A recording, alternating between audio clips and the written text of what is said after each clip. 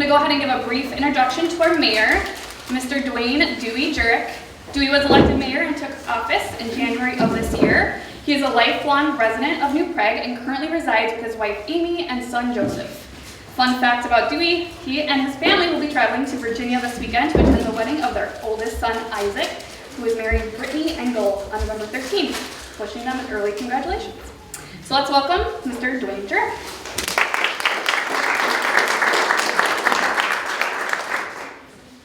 Good afternoon, everybody. Thanks for having me today. When I took this job, I didn't realize, or when I ran for this job, I didn't realize that it came with this. Maybe if I would have known, I would have decided something. No, this is great. I think this is a great thing to have. So, my name's Dwayne Jurek. I'm the mayor of New Prague. I just want to thank the chamber for the opportunity to present this second annual State of the City address today. I want to thank City Administrator Josh Tetzloff and Planning and Community Development Director Ken Ondich for accumulating the information that I will be presenting. The information will not be year-end figures, but instead year-to-date figures as the year isn't done yet. So our 2020 census, the city has received its official 2020 census population letter. The total, which is now 8,162 citizens. This is up from 7,321 citizens in 2010, which is an increase of 841 residents over a 10-year period.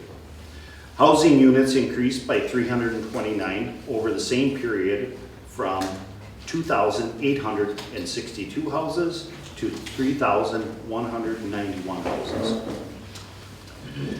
There will be more detailed information coming forward from the 2020 census as it gets released over the next coming months. New Prague's growth, lot availability and business activity. Single-family home permits issued in 2020 was 38 compared to 21 in 2019. Year-to-date, there have been 24 family home permits issued so far. This leaves the city with 57 vacant residential lots in the city limits. We have 20 lots in Scott County and 36 lots in Le Sueur County. It should be noted that these lots are not premium lots. They're not all premium lots. Based on past activity, we feel that we have about 2 years worth of lots left without new lots being platted. A few years ago, the city did a sanitary sewer system survey, which showed us that we have some areas that could be developed without a major sewer trunk line having to be put in. I know we share this information with our local developers, so they have and are aware of the lot availability situation, and there are certainly available areas to develop within the city if a developer wishes to create more residential lots. On the commercial industrial side, the most current stats we have are from 2019 and 2020. We are down by 3 permits, 28 in 2020 versus 31 in 2019. Even though the actual permits were down, the value of the commercial industrial permits in 2020 were $14,066,257, which is an increase of $6,393,714 compared to the 2019 activity. The 2020 activity created the highest commercial industrial value since 2012 in New Prague. The 2020 main projects that made up the activity was Quick Trip East, as we refer to it in the city.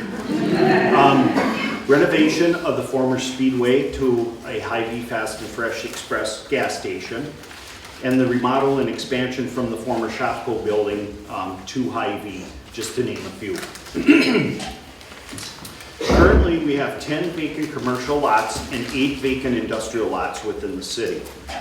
Every year, Ken Ondich, the City Planning and Community Development Director, in conjunction with Brooke Stika, the Chamber Director, go around and do a commercial building audit of commercial and industrial properties in New Prague, along with some properties adjoining the city.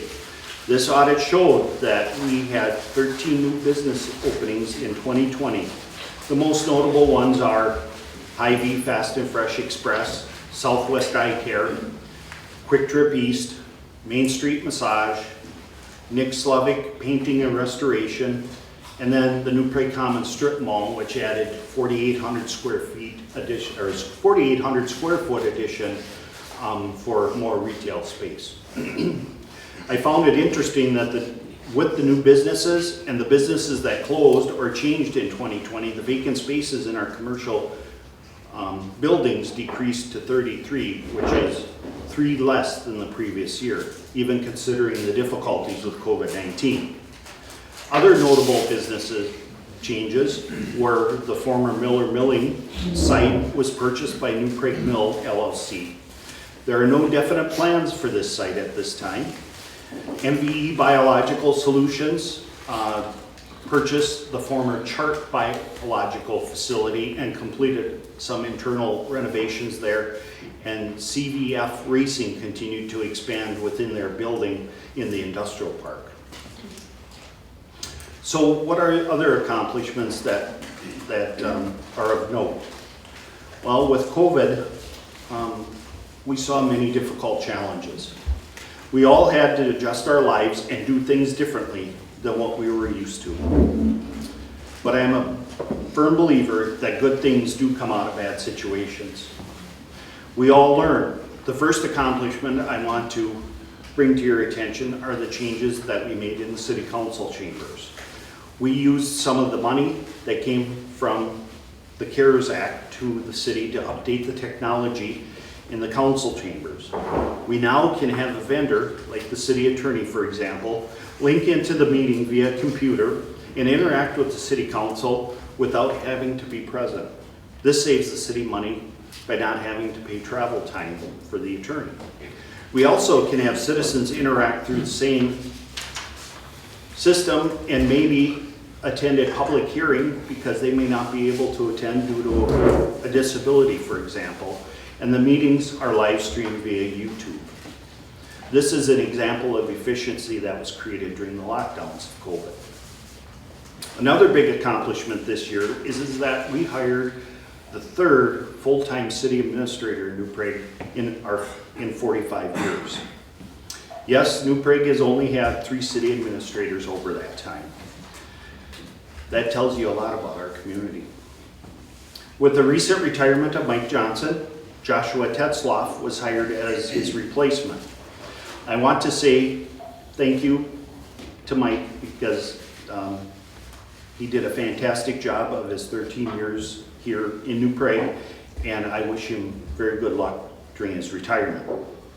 On that same note, I want to welcome Joshua Tetzloff to New Prague. Josh and his wife Kim have 3 small children and plan on making New Prague their home for a very, very long time. The last big accomplishment in New Prague is the Highway 1319 or Main Street project. I know we cut the ribbon last week and the highway wasn't open and oh my. But anyway, it's almost done. We were told Monday night at the council meeting, hopefully by the end of next week. So I know you're all excited, including myself, to finally see this completion of a long 2-year project. Things will finally get back to normal, and the business owners will be happy to have the regular traffic coming through town. Our community has been great to support our businesses during this time. In closing, I just want to extend my thank you to all city staff. I think people in my position don't do it enough, and I publicly want to state it. It is not said enough, and they make the city run smoothly, so we all can call it home.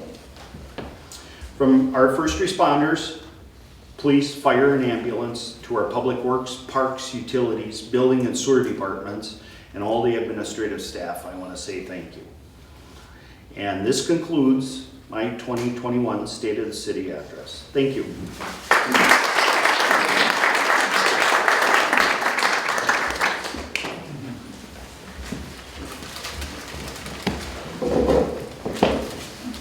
Good afternoon. My name is Tony Boothie, the Director of Educational Services for the New Prague Area Schools, and I will be introducing Superintendent Dittberger. Prior to that, I would just like to say, Mayor Jurek, thank you very much for everything that you have done for the city. Josh, welcome. We have a really good collaboration between the city and the school, which Tim, of course, is going to talk about a little bit. Prior to that, I do want to thank Brooke and Amber from the Chamber of Commerce for all that they do to help bring us together. Not that we need someone to bring us together, but it's very helpful. I also want to thank the Chamber for just their work with all the businesses. We have many business folks here today. Thank you for being here. We as a school system could not educate our kids to that highest level without the businesses. We utilize so many businesses within the community, the people that are working in them, mentors, just role models, and we're always out and about with our students as much as we possibly can be, especially with COVID now. That kind of just took a little bit of a backseat, but we're able to continue to keep moving. So Chamber members, thank you so very much for all you do to help support our New Prague area schools. Without any further ado, I would like to introduce our superintendent of 9 years. I don't have a nickname for him. Okay. A lot of people do it. Funny stories, none that I can tell. But without any further ado, please help me in his 9th year, Superintendent Tim Dittberger. Thanks, Tony. Yeah, my 9th year. Before that, I was 10 years as middle school principal. So we're on our 19th year. We moved here from South St. Paul. And South St. Paul was great because we were there 15 years. I was a teacher, coach, and activities director. But moving here was the best thing ever to happen for our family, for career, for anything. So Mayor Jurek, Josh, and the city staff, I tell you what, New Prague is a special place to live. I know Josh just moved down the block from me here. But I remember, every time I got relatives or especially friends from the cities come down and visit New Prague. I mean, they just love even the old Main Street, but they're going to really love the new Main Street, right? It's a lot smoother. But they always have positive things to say. I remember Dave Metzen, my superintendent I worked at South St. Paul. He was a regent at the University of Minnesota and everything, and he was like a mentor to me, but I'll never forget, he came down, we had a birthday celebration. He goes, "You have the cleanest town I've ever seen." And so I always tease Mike Johnson, I said, "Keep it clean here." That was pretty neat.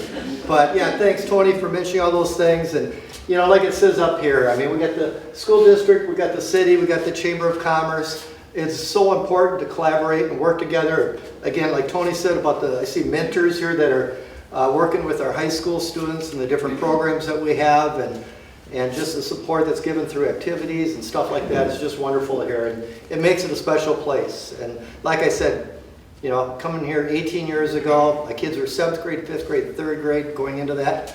My 7th grader thought we were the dumbest parents in the world at the time, but he's a very proud graduate, and actually my daughter now, the 3rd grader, is getting married and lives up in Golden Valley, and it was sort of a surprise. She was, I didn't get involved in all that stuff, but she did say, she goes, "I'm getting married in New Prague, and my reception's going to be in New Prague." I said, "Wow, that's good."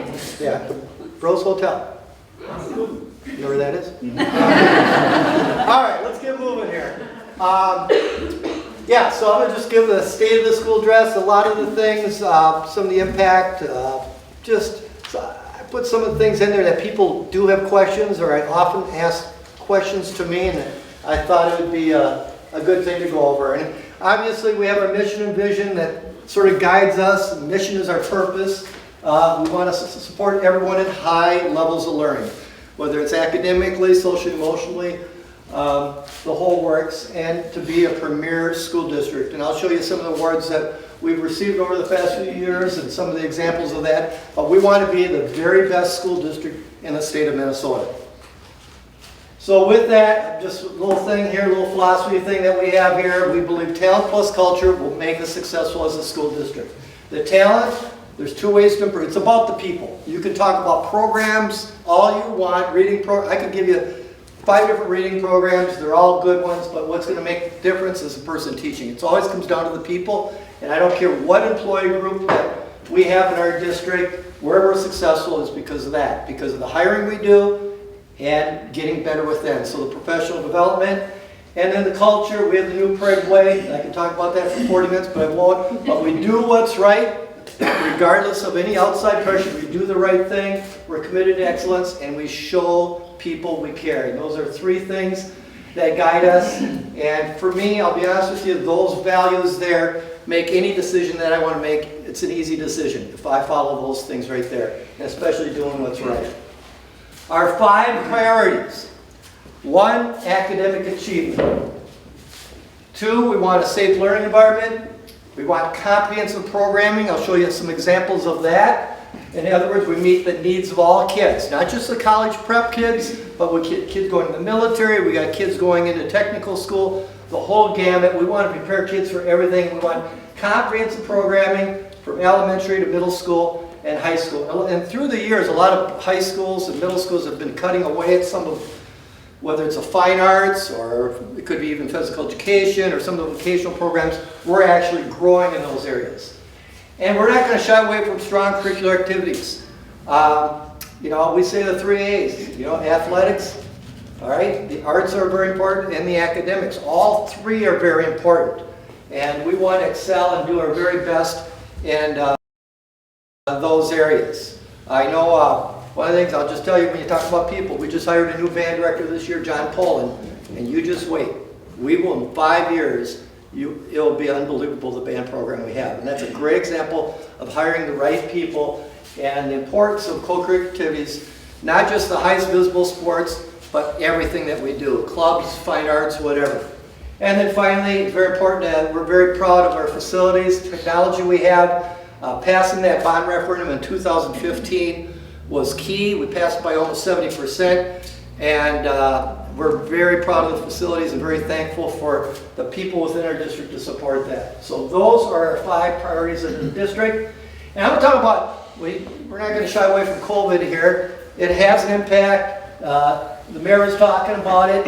And, you know, it is what it is. I'm not here to make excuses, play the blame game, complain, or anything like that. But it had a huge impact on our school system, just like it had an impact on all your businesses and also your personal life. But there's like 5 things I'm going to go over today where it's impacted us, but I will say this, and I'll probably say it at the very end.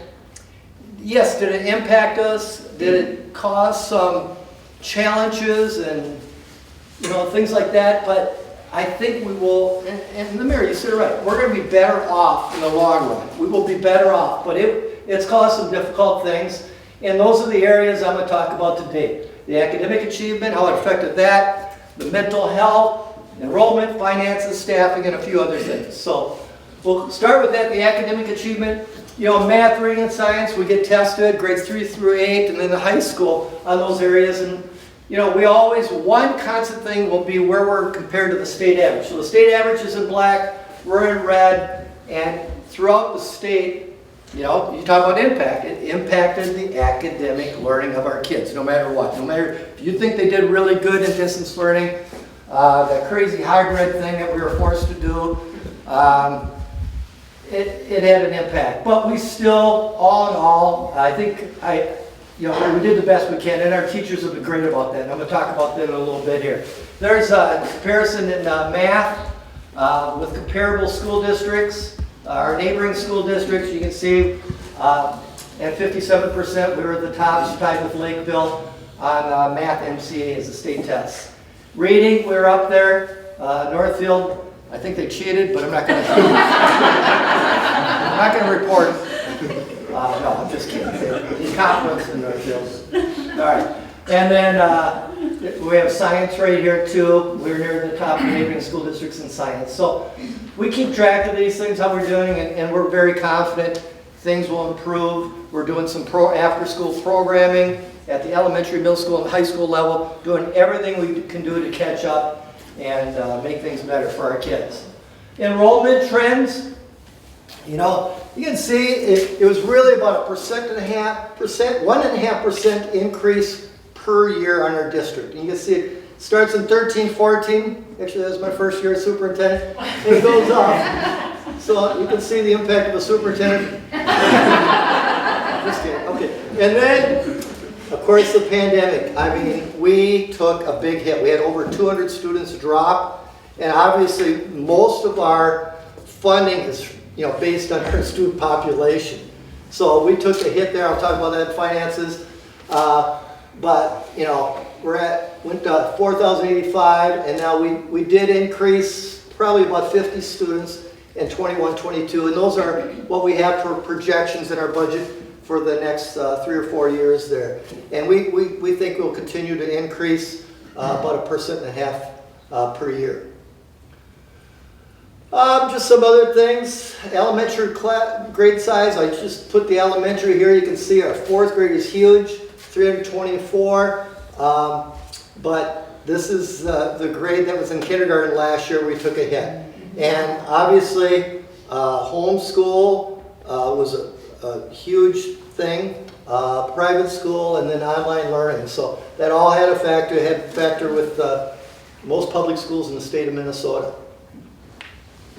Our class size, and I just dug through, we've got the elementary here, but our class sizes are they're low. I mean, if we did, there's a study that's done, it'll be out in the spring, of about 40 school districts, suburban, exurban where we're at, and we'll probably be in the top 5 or 7 for lowest class sizes. So 19 at kindergarten, and the highest being at 25 in 3rd and 5th grade.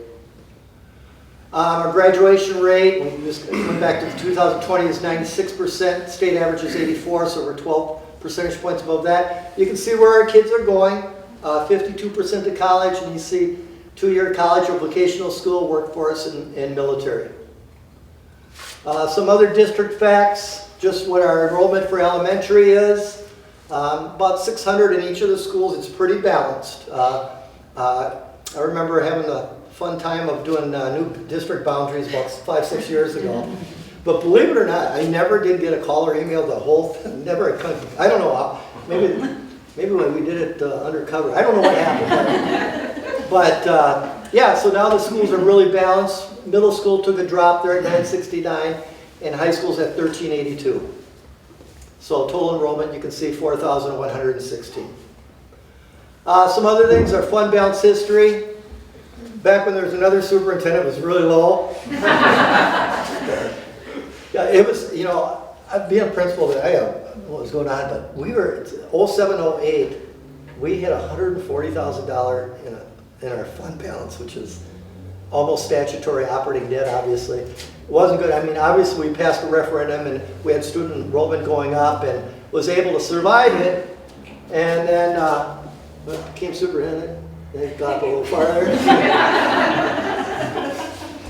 And then we've been going down, and part of it, why is it going down? It's just salaries and benefits, that's been going up. But we've been maintaining, but it's been going down. But you can see, again, with the pandemic, we took a big drop.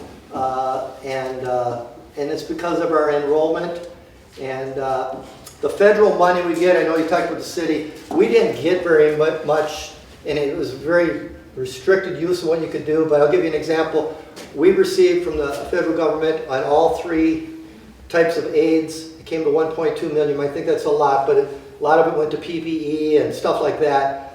But like Northfield got 4.5 million, and Faribault School District got over 7 million. But it was based on free and reduced lunch. Well, guess what? New Prague School District, our free and reduced lunch is very low, but we still have to educate, like Northfield, the same number of kids. So it becomes a challenge, and it's hard to get through times like this. All right, some other things, current number of employees, I get that question all the time. We have a little over 300 teachers. We have about 105 paraprofessionals. Now these are full-time, keep in mind. We have almost 60 drivers, but 34 full-time. Custodians at 25, food service 35, and clerical 32. These are full-time, so over 500 employees, but if we went part-time and coaching and everything, close to over 800 employees. But I will tell you this, the one thing everyone needs to know is during this, again, challenging time, I have had 100% support from all of our employees, support staff. Teachers have been wonderful. Making the decision, July 28th, we went mask recommendation. It was a mask recommendation, not a mask mandate. We had local control right now. I'm not going to get into all that decision making.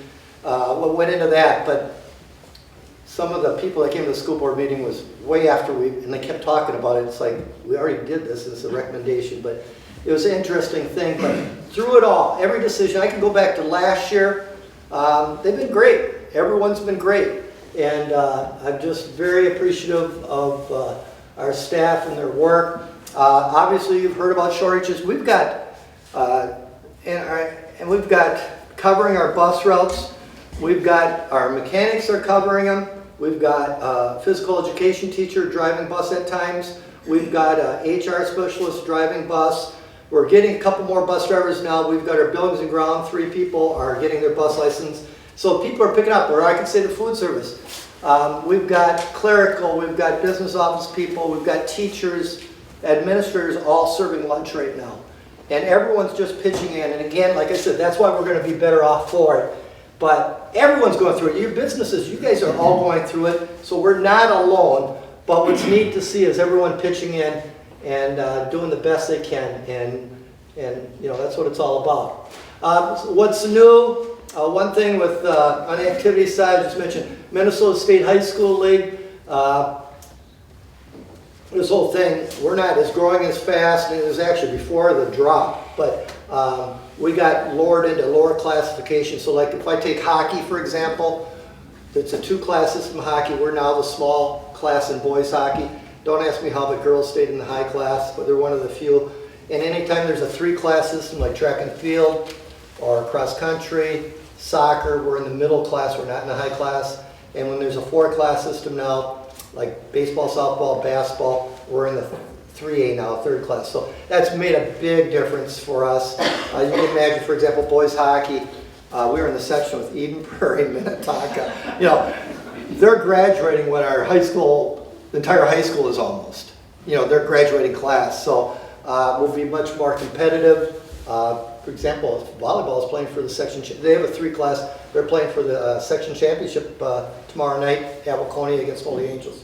So we're excited about that, and we've had a lot of success, which I'll talk about. We're also in a new conference called the Metro West, where we've got Benilde St. Margaret's, Bloomington, Jefferson, Kennedy, Chanhassen, Chaska, New Prague, of course, Orono, Robbinsdale, Cooper, St. Louis Park, and Waconia. So we're excited about that. You know, where we're located, it's like, you know, people from the cities, you know, they think we're next to Mankato, right? And then people in Mankato think we're in the cities, and we're just like in no man's land.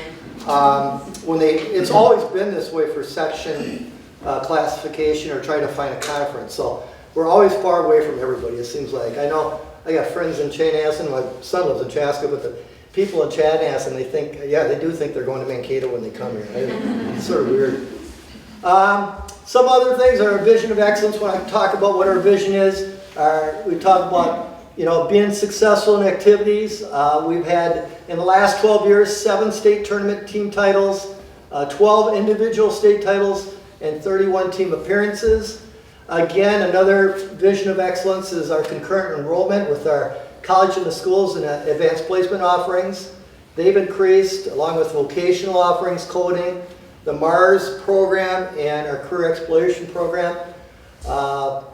So that's been great. You can see the different academic areas. And then we do a parent survey every year. We've done it now. This will be our 9th year because we started my first year. And there's a lot of questions on it. And overall, satisfied with their child's school, 95%, which actually, in the survey, everything dropped a point or 2 because everyone was really crabby last morning. I don't think it was the school's fault. Okay. And then some awards. U.S. News and World Report got ranked one of the top 7% high schools in Minnesota. Just recently, the middle school was ranked in the top 6%. Actually, we got ranked number 26 out of 441 middle schools in Minnesota based on academics and that type of thing. ranked top 5% school districts in Minnesota by Home Safety and Security. And then Star Tribune, we take a lot of pride in, our focus is on students, obviously, student learning, that's our mission, but we also want it to be a great place to work. It's not a zero-sum game. It's not either or, it's and. We can be great in academics, athletics, like I said, and all the activities and arts, but we also can be a great place to work in, and we take a lot of pride in that, and we like to be ranked as one of the top workplaces by the Star Tribune. So, that's everything I got for you for my State of Address today. Again, I want to thank you for coming. Again, appreciate all the support for the schools, and love working together, whether with the chamber or the city. I know we're talking about facility studies, stuff like that. So I think that's important, just for everybody within our communities here, that we continue to strive to be the best. So again, thank you for everything.